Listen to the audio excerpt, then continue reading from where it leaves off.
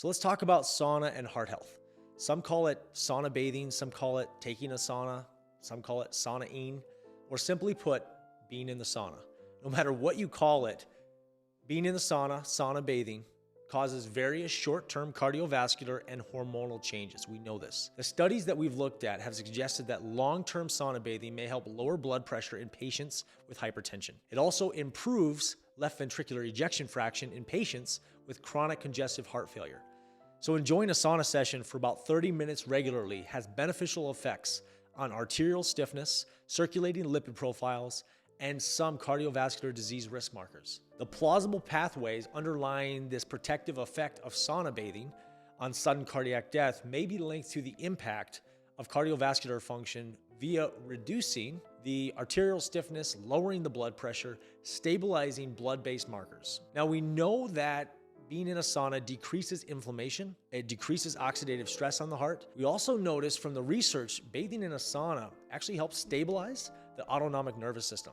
That's going to be that parasympathetic and that sympathetic system inside the body that runs on its own. Now, speaking of the circulatory system, we have found one study that noticed a 62% reduction in one having the risk of a stroke. So those who regularly bathed in a sauna now decrease their risk factor of stroke as well. So now that we've talked about some of the good things about it, what are some of the risk factors?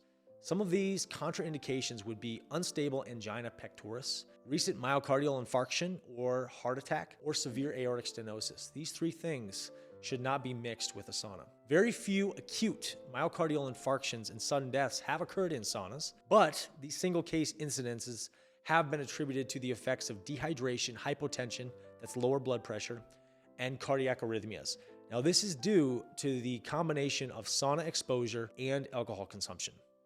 So having alcohol during sauna bathing increases the risk of hypotension, arrhythmias, and sudden death and should be avoided. So let's go back to what we know.